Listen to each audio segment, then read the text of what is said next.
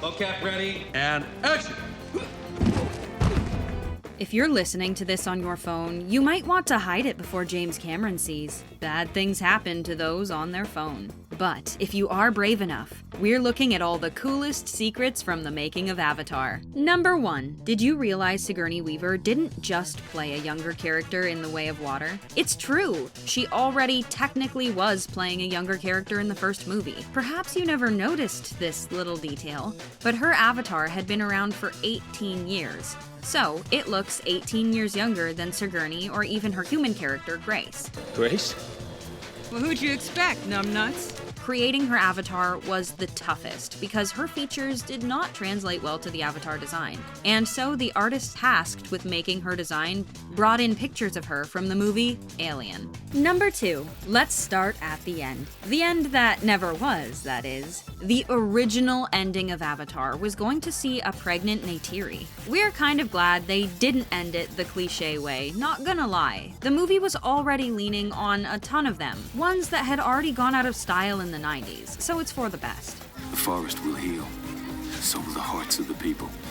Number 3. He's coming. Supposedly, if your cell phone went off, James Cameron would nail gun them to a wall. He did that with like 20 apparently, right above the exit sign. Let that be a reminder to everyone to turn it off in theaters when The Way of Water comes out. Number 4. Where do you even begin when forming a language? Our guess is the little words like the.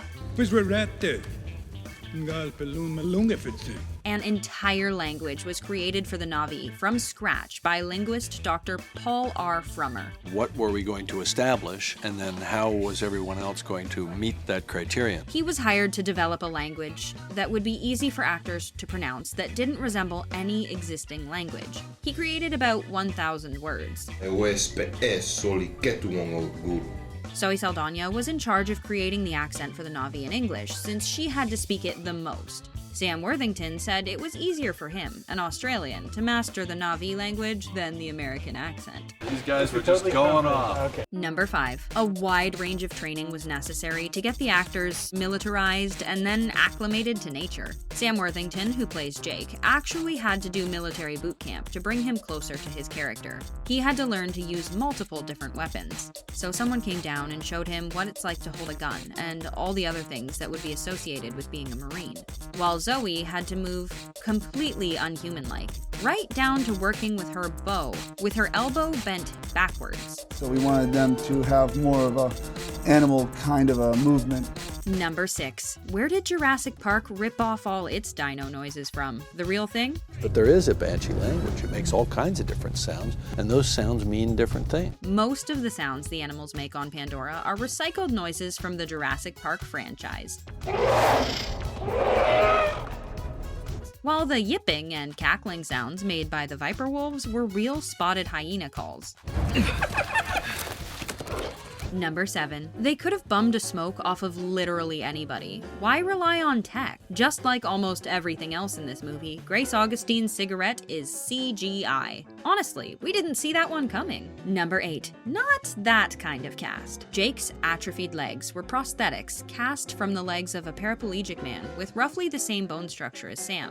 Sam Worthington's real legs were tucked into the wheelchair and digitally removed in post-production. Number 9. We feel the Na'vi should also have 6 limbs. All the Pandora animals have 6 limbs. It wasn't that simple to just add 2 extra legs to an Earth horse, though. They had to reimagine the anatomy of the characters, too.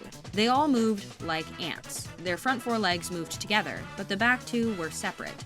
The multiple breathing orifices were inspired by air intakes on the sides of sports cars. We guess you can get your inspiration from anywhere. What's the metaphor? What are we trying to say to the audience with every bone and sinew that we put into this creature? Number 10. Make them different, but not so different that they aren't sexy. James Cameron took inspiration for the Na'vi from his mother, who had a dream about a tall blue woman.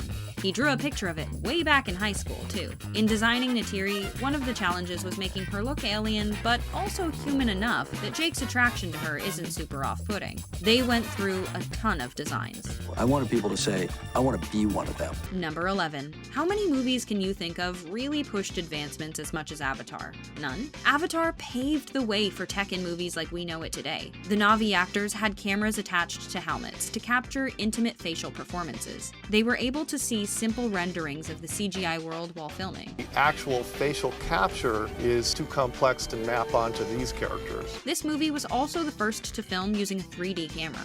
Number 12. When writers write, often they include a character with a personality similar to their own. For James Cameron, that was Dr. Grace Augustine. Sigourney said, "I teased him because, to me, I'm playing Jim Cameron in the movie as this kind of brilliant, approach-driven, idealistic perfectionist. But that same somebody has a great heart underneath. So I have to say, I was always kind of channeling him." Number 13. Do you think the world was ready to handle something new? How do you create music for a world that doesn't exist? The music in Avatar was a new invention, meant to not be linked in any way to any culture. Homer noted, "I couldn't go off into some weird world and present a whole new scale system or a whole new theme system. I had to try to glue everything together." No matter how dense it is on the screen or how alien it might be, there is a thread in the music that keeps it grounded for the audience so they know what is going on and how to feel. Number 14. One day, Sam Worthington will release a book about his experience. Sam was living in his car at the time of his audition. The person who called him in for the audition told him nothing about the director or the script. He was disappointed at first, thinking it was another waste of time. Matt Damon and Jake Gyllenhaal were actually the studio's first choices to play Jake, but James Cameron wanted to cast the relatively unknown Sam. I just wanted to say thank you. Yeah, thank you. Number 15. Avatar is pretty ancient at this point. James Cameron promised not to take his pay as director if Avatar flopped. This was just one reassurance 20th Century Fox had that they wouldn't lose all their money. He originally planned to have the film completed for release in 1999, but the technology was just not advanced enough to tackle the project in a way that was financially reasonable. While a lot of people say Avatar is just Disney's Pocahontas, that isn't the full story. James had been developing Avatar since as far back as the 60s. He smushed 4 of his scripts together, and even some early concept art from high school. The first script being Xenogenesis, about scientists who try to find a new planet to live on. The second, Chrysalis, was about a man in a wheelchair who has all of his sensory inputs removed so he can journey through his own mind.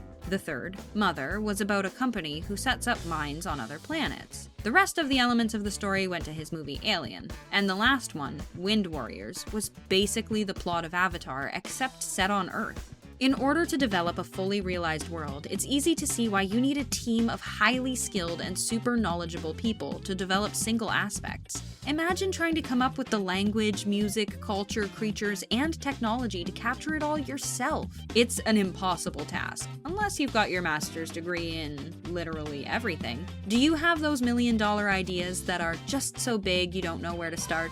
Let us know in the comments, and thanks for hanging out with us here at The Things.